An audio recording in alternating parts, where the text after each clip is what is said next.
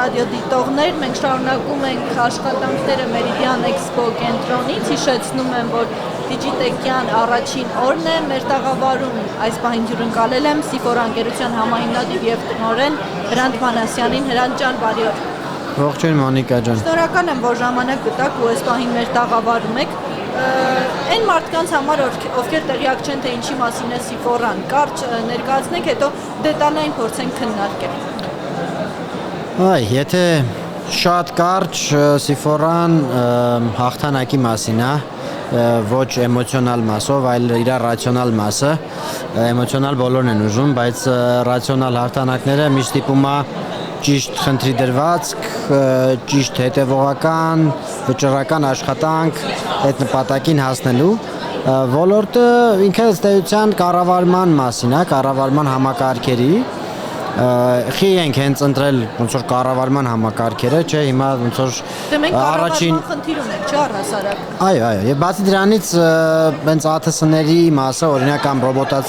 ռոբոտիզացված համակարգերը հիմա շատ ավելի, այսպես ասած, մեծ աճ են ունենում բան, բայց ամեն դեպքում մենք խորապես համոզված ենք, որ միակ բանը, միակ լուծումը, որ կարա ռազմավարական առավելություն տա հակառակորդների նկատմամբ, դա կառավարման համակարգերն են, եւ մեր ուղղությունը դրա մասին է, որ ավելի պարզելի ինչի մասին է, հա, ինքը ոնց որ բոլորը տեսել եք, ասենք ֆիլմերում շտաբերը, հա, չգիտեմ, պատին քարտեզ կախած, չգիտեմ, ուսոնց խառը գնում գալիս են, հրամաններ են տալի, գոռում են, հա։ Հիմա այդ process-ները պատմականորեն տենց ավելի շատ թղթային էին, հա, ասենց եթե կարճ ասենք, հիմա մենք այդ թվային վերափոխումն ենք ապահովում, անգլերեն ասում են digital transformation, այսինքն ոչ թե թվայնացում, այլ թվային վերափոխում, որովհետև դա տարբերվում է նրանով, որ անհրաժեշտություն է առաջանում նաև փոխել գործող process-ները, գտնել ավելի էֆեկտիվ process-ներ եւ դրան համապատասխան տալ թվային լուծումներ, չգիտեմ, դա կլինի արհեստական բանականությամբ, առանց արհեստական բանականությամբ, ուղղակի պարզապես ինտեգրացիաներով կամ պարզապես process-ը ավելի էֆեկտիվ դարձնելով, դա դեպք առ դեպք է որոշում։ Բայց ընդհանուր այդ համակարգը, եթե ավելի sense մի քիչ էլ պարզացնեմ, ոնց որ 3 խնդրի համադրություն է ինքը, կառավարում, համագործակցություն եւ հաղորդակցություն։ Կառավարումը լայն առումով այդ 3-ի համախումբն է, գոնե այն ոլորտում, որում մենք ենք աշխատում։ Եկեք մի հատ օրինակով փորձենք հասկանալ։ Ենթադրենք պատերազմական իրավիճակը, այդ կառավարումը պիտի իրականացվի։ Քայլերի հաջորդականությունների փորձենք հասկանալ Sephora-ն ինչ կարա այդ իրավիճակում անի, ում հետ համագործակցի, առհասարակ կապի խնդիր, երբ որ լինում է այդ իրավիճակներում ոնց եք աշխատում, առանց դրա հնարավոր է աշխատել, թե ոչ, ու այդպես։ Միանշանակ առանց դրան հնարավոր է աշխատել, արդեն հարյուրավոր տարիներ ոլորտը աշխատում է, եթե չասենք հազարավոր, առանց թվային տեխնոլոգիաների։ Ուղղակի թվային տեխնոլոգիաները հնարավորություն են տալիս արագացնել, կատեգորիայով արագացնել այդ պլանավորման process-ը եւ նաեւ բարձրացնել էֆեկտիվությունը։ Այսինքն ճիշտ են երկու պարամետրերը, որոնցով չափվում է հաղթանակը, էլի այս դեպքում։ Այսինքն որոշումների կայացման արագություն եւ որոշումների կայացման արդյունավետություն։ Առհասարակ, երբ որ համապարփակ անվտանգության մասին խոսում ենք, կարող ենք ասել, որ սա բաղադրիչ մաս կարող է դրա կազմել։ Եվ ինչ իմաստով։ Այո, միանշանակ, ըստ էության այն լուծումը, որը Sephora-ն է նախագծում, իր վերջնական օգտագործողը պետք է լինի գերագույն հրամանատարը, այսինքն, բայց քանի որ դրա համար դեռ տարիներով ճանապարհ է պետք է անցնել, այսինքն տարբեր ռազմական եւ ոչ միայն ռազմական, այլ հետախուզական համակարգերը պետք է համապատասխան թվայնացնվեն, թվային տրանսֆորմացիա ապրեն, որի հիման վրա արդեն մենք կարողանանք այս ինչի մասին պատմենք, իրագործենք։ Իսկ եթե մենք դա ոնց որ ներքևից վերև process-ը նման ավելի շատ, որովհետև եթե վերևից ներքև սկսենք, կստացվի մի հատ տարօրինակ իրավիճակ, որ ասենք Հայաստանի դեպքում օրինակ վարչապետի մոտ, ասենք դրված է տասնյակ մոնիտորներ, տասնյակ մարդիկ են աշխատում եւ այլն, բայց իրանց մի մակարդակ, երկու մակարդակ, 5 մակարդակ ներքևը չունի այդ հագեցվածություն եւ չունի այդ, այսինքն ստացվում է դա դառնում է ուղղակի գույք։ այսինքն կիրառելի չի, պիտանի չի, եւ դրա համար է ճանապարհով չենք ուզում գնանք, այսինքն եւ հենց այդ իսկ պատճառով, որպեսզի վստահ լինենք, որ մեր լուծումը ոչ թե կաբինետային իրավիճակում աշխատում, այլ իրական պայմաններում աշխատում, մենք պարբերաբար տարին մի քանի անգամ գտնվում ենք վարժանքների մեջ, այսինքն իրական դաշտում, իրական եթե դա փրկարական դաշտում, եթե դա ասենք ռազմական դաշտում, որպեսզի կարողանանք վալիդացնենք, լուծումը, այսինքն որ դա հենց աշխատում է այնպես, ինչպես մենք սպասում ենք, կամ եթե չի աշխատում այնպես, ինչպես մենք սպասում ենք, անել հետևություններ եւ լավացնել։ Այդ իրավիճակում, երբ փորձել եք հենց տեղում գնահատել հասկանալու համար աշխատանքը ինչպես է ընթանում, ինչ խնդիրների եք բախվել։ Դե հիմնական խնդիրը ոնց որ առաջին հայացքից տպավորություն կարա ստեղծի, որ օրինակ, կառավարման ես նկարագրեցի ինչ որ ավելի շատ ծրագրային, ինչ որ բան, այսինքն մոնիտորներ, չգիտեմ ինչ, բայց իրականությունն է նա, որ դա մեծ տրանսֆորմացիա է, ոնց ասեցի, ու ամենամեծ բարդությունը դա մարդիկ են։ Այսինքն, որովհետև նախ պետք է տրանսֆորմացնել մարդուն, ով օգտվում է այդ համակարգից, հետո միայն իրան տալ այդ համակարգը։ Դա միանգամից մի քանի խնդիր է լուծում, նախ որ հայտնի բան կա, բախում կա, ակնկալիքներ եւ իրականություն բախումը, այսինքն որովհետև պրեզենտացիայի մակարդակում PDF-ով ամեն ինչ գերազանց է, ամեն ինչ, բոլորի պրեզենտացիաները հավասարաչափ տպավորիչ են եւ բոլորի լուծումները հավասարաչափ լավն են, բայց իրականում ոնց որ այստեղ մոռացվում է այդ մարդու գործոնը, որը քրիտիկական կարևոր դեր ունի, այսինքն դրա համար մեր process-ները մի քիչ ուրիշ է, այսինքն ամենամեծ դժվարություններին, որ հանդիպում ենք, ու դա նորմալ է, դա աշխարհի բոլոր պետություններում է այտենց, դա մարդկային ֆակտոր, այսինքն իրանց օրինակ փակվածությունը, որոշ դեպքերում, ասենք, կրթության պակաս կարա լինի, որոշ դեպքերում կարա շատ զարմանալի, ասենք, լավ լինի արձագանքը, որոշ դեպքերում կարա դանդաղի, մի խոսքով, այսինքն այս ոլորտում ավելի կարևոր են ոչ թե սենց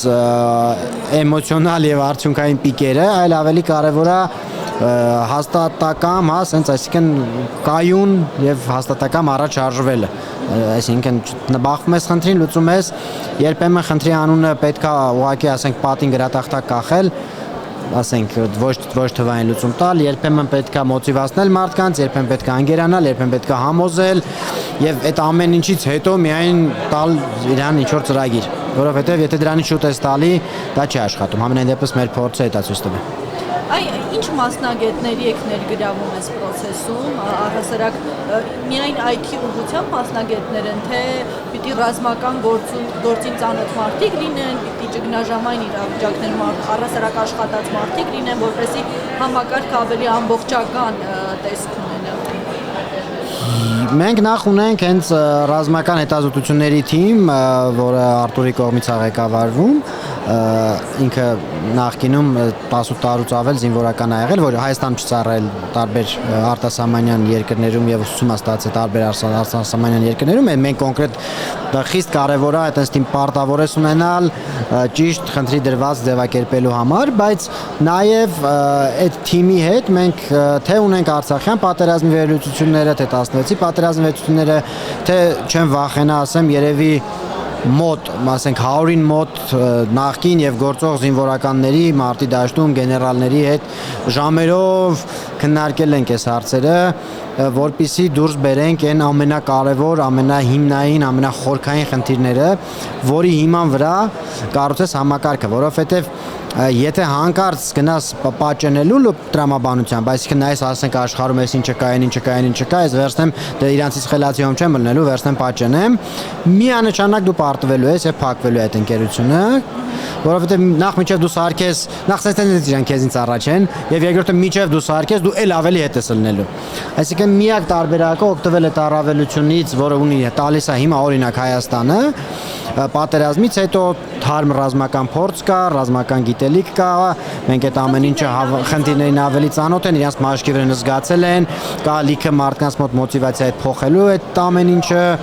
եւ այս ամեն ինչը էներգիան կոպիտ ասած պետքա մոնետիզացնել, վերցնել եւ ներդնել համակարգեր, ինչը մենք արել ենք, այսինքն նույն օրինակ մեր ոլորտում դոկտրիններ կան, հիմա չխորանամ շատ տեխնիկական բաների մեջ, նրբությունների մեջ, բայց ըստ էության բոլոր որ մեզ հայտնի մեծ կորպորացիաները այս ոլորտում որոնց հետ բազմիցս շփվել ենք, այսինքն այս ենթադրություն չի։ Իրանք ելնելով նրանից, որ միլիարդավոր դոլարներ են ներդրվել անցյալում 90-ականներից սկսած, իրանք չեն կարա, ասենք օրինակ կենտրոնացված համակարգը փոխել ապա կենտրոն աշխատող տրամաբանությամբ եւ այլն։ Մենք քանի որ ունենք այդ առավելությունը, որ սկզբից էինք սկսում, մենք միանգամից սկսել ենք այդ տրամաբանությամբ, ապա կենտրոն եւ բաշխված տրամաբանությամբ աշխատում, ավելի པարզ բառերով ասած, այսինքն կարա առանց սերվերել աշխատի եւ այդ տվյալները պահվի այդ համակարգում, այդ սարքերի մեջ ընդհանուր բաշխվի, ոնց որ BitTorrent-ի ավելի նմանությամբ, եթե ավելի տեխնիկական մասով ասեմ։ Հիմա այդտեղ օրինակ մեծ զարմանք առաջացրել նույն ֆրանսիական, ամերիկյան երկրների ներկայացուցիչների հետ հանդիպումը, որովհետև իրանք ասում են, որ դուք այտենց եք սարքել, իսկ մենք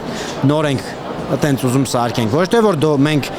դոկտրինը չգիտեինք կամ չէինք տենում, այլ որովհետև մեզ այդ փոփոխությունների համար շատ մեծ ժամանակ եւ հսկայական միջոցներ է պետք։ Իսկ մենք ոնց որ սկզբից հենց սկսել ենք, այսինքն եւ AI-ը մնացած լուծումները հնարավորություն են տալի փոքր ընկերություններին այսօր մրցակցել մեծերի հետ։ Եվս կարող է օրինակ դառնալ, չէ՞։ Դառնում է, վստահաբար դառնում է։ Պետության հետ աշխատանքներ ինչպես են ընթանում են, չեն ընթանում, որովհետև սա այն ուղղությունն է, որը կարծում եմ պետական լուրջ աջակցության կարիք ունի։ Բնականաբար ընթանում են, բնականաբար ագին բացավ մեր պետական ապարատը նմանատիպ լուծումներին եւ կոնկրետ նաեւ կառավարման համակարգերի մասով ըստ էության փաստացի տեղական լուծումներին են ուշադրություն դարձնում էական ավելի քան արտասահմանյան, ելնելով իրենց ռազմավարական կարևորություն եւ այլն։ Կարծում եմ նվազագույնը բավարար մակարդակի վարվում է այդ գործը։ Մնացածը արդեն ժամանակը կշտկի։ Եվ վերջում հրանտ ուզում եմ տպավորություններով կիսվենք այս տարվա Digitech-ը մեկնարկել է, արդյոք շրջել եք, ինչով եք տպավորված եւ ինչ ակնկալիքներ ունեք։ Տպավորված եմ ավելի շատ երևի ԱՏԶՄ-ի աշխատանքով, որովհետեւ համ անդամներն են կրկնակի ավելացել, համ լավ կազմակերպված է միջոցառումը, նոր լիքը ընկերություններ կան, որոնց հետ դեռ չեմ հասցրել շփվեմ, վաղ կշփվեմ անպայման այսօր։ Բայց ընդհանուր առմամբ ես մի քիչ ավելի հակված եմ մի քիչ ավելի ռազմական եւ ավելի սարքային լուծումներով, որ հագեցված լինի Digitech-ը, հենց որ հաջորդ տարի ԱՏԶՄ-ի որպես նաև ռազմավարական անդամ կփորձեմ այդ հարցով ինտենսիվ ԱՏԶՄ-ի հետ համատեղ աշխատանքով այդ մասը կտրուկ մեծացնել, կարծում եմ թե այցելուների, թե երիտասարդների, ասենք դպրոցականների եւ բանի դա լրացուցիչ հետաքրքրություն կառաջացնի։ Շնորհակալ եմ մեզ հետևողներին, ռադիոլսողներին եւ ռադիոդիտողներին եւս մեկ անգամ հիշեցնեմ, որ Սիֆորա ընկերության համահիմնադիր տնօրեն Հրանտ Մանասյանի հետ էի զրուցում, շարունակի գործարար ալիքին հետևել, մենք շարունակում ենք աշխատել Meridian Expo կենտրոնից։